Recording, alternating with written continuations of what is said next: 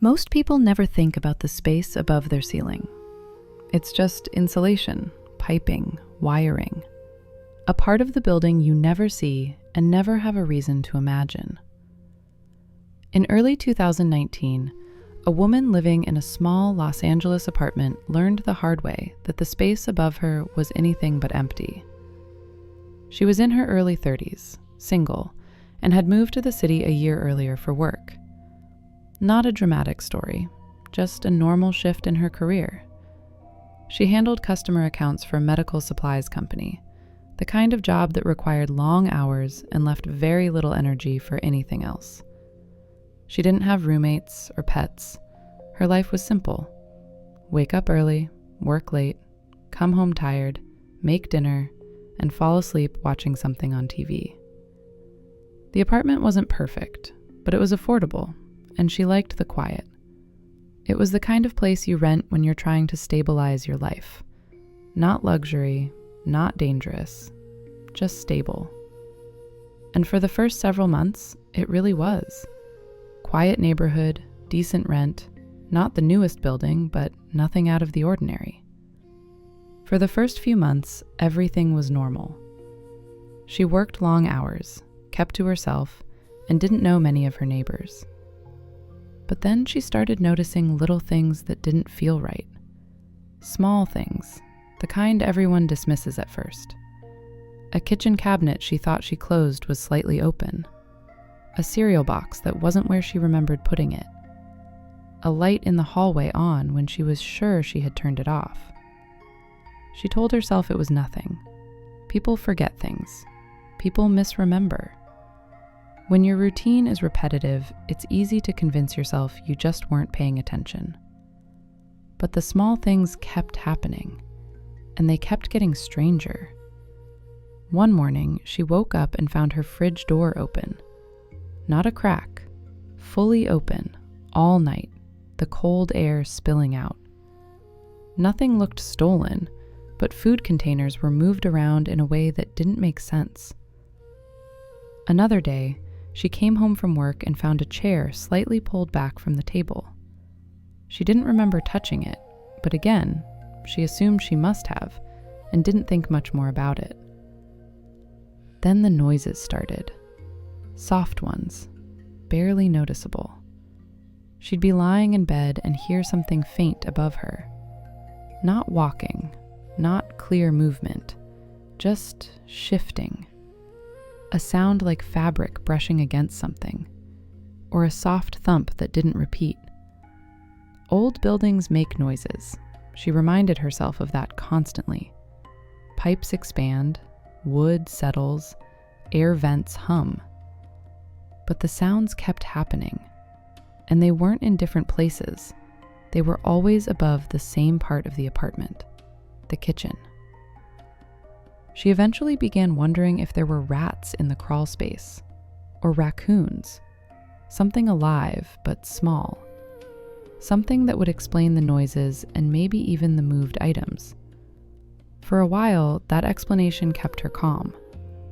Animals are annoying, but they're not dangerous. But something happened that destroyed that explanation completely. One night, she woke up to a distinct clattering sound in the kitchen. Not a pipe, not a building noise. Something falling over. She sat up, listening. Silence.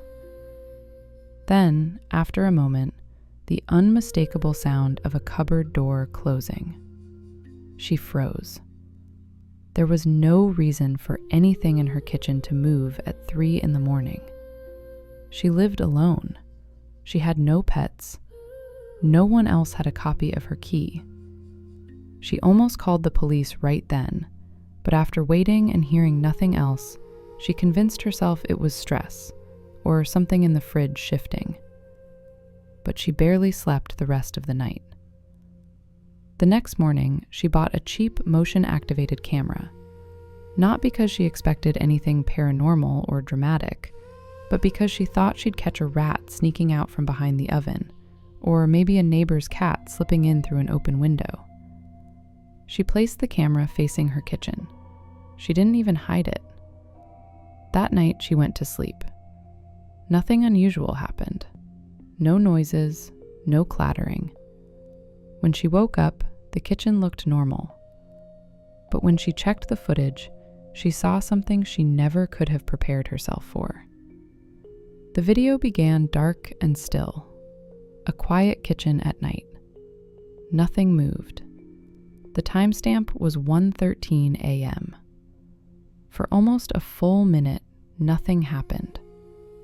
Then, at the top of the frame, something shifted. A vent cover, one she forgot even existed, began to move. Slowly, deliberately. 2 hands appeared, gripping the edges of the opening.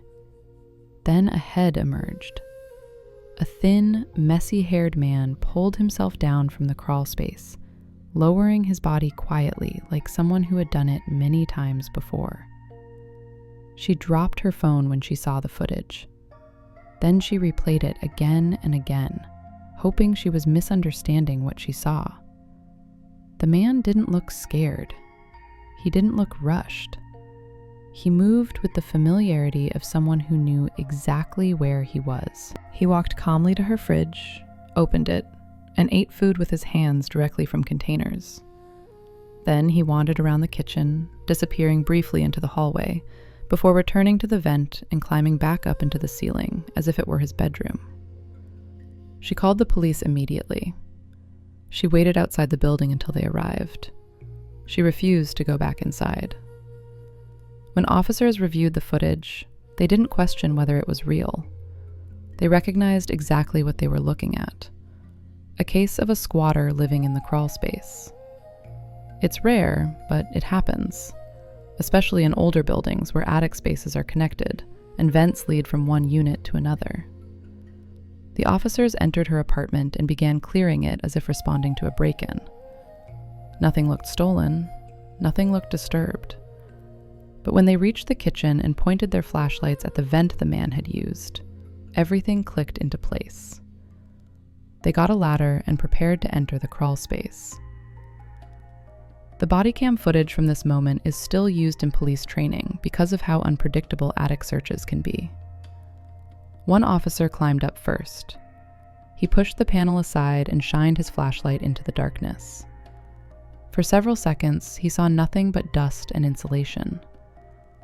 Then he noticed the items: a blanket, a pile of food wrappers, a small backpack, 2 plastic bottles. He swept the flashlight a bit farther, and that's when he saw the man, sitting completely still, just a few feet away from him, eyes open, watching the officer without blinking. The officer shouted. Backup moved in instantly. They grabbed the man's legs as he tried to crawl deeper into the attic, but there was nowhere for him to go. The insulation ended abruptly against a wall, and he was trapped. After a brief struggle, they pulled him down into the kitchen and handcuffed him on the floor. He didn't resist much. He didn't scream or argue. He seemed more confused than anything, as if he didn't fully understand why they were there. The officers questioned him, but he gave short, simple answers. He said he had been living in the crawl space for a while. He said he came down only when hungry. He said the attic was safe. He had no weapon, no stolen items, no clear motive beyond needing a place to stay and food to eat. The truly disturbing part was how seamlessly he had blended into the building's structure, moving through vents, navigating beams, living above the ceiling of someone who had no idea he was only a few feet away. A search of the attic confirmed he had been there for weeks, maybe longer. He had rearranged pieces of insulation to create a small nest. He stored food wrappers and bottles in one corner, placed carefully so they wouldn't fall through the ceiling. He even had a small flashlight with low batteries tucked under a beam. Most cases like this come from desperation, not violent intent, but that doesn't make it less terrifying. The resident moved out days later. She said the hardest part wasn't knowing he had been in her home, It was knowing he could have been watching her sleep, listening to her routine, learning every sound she made, every light she used, every habit she had, all while staying completely silent above her head. People imagine danger coming through the door, or a window, or from outside. Almost no one imagines it coming from the ceiling. But in this case, it did. And it lived there quietly, unnoticed, night after night.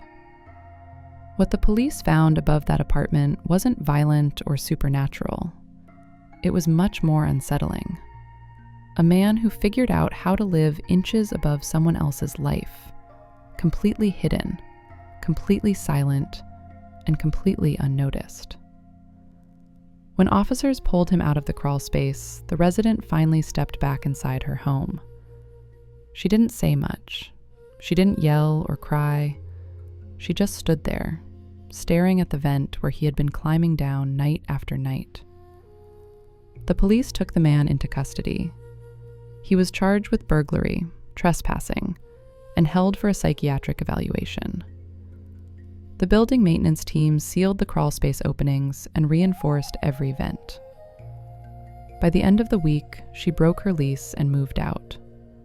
She didn't take the kitchen table with her. She didn't want it.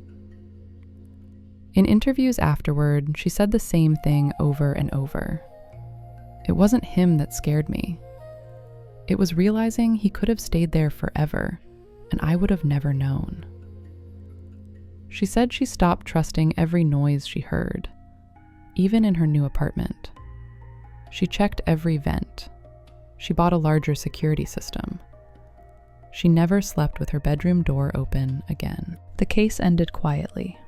No violence, no chase, no dramatic confrontation.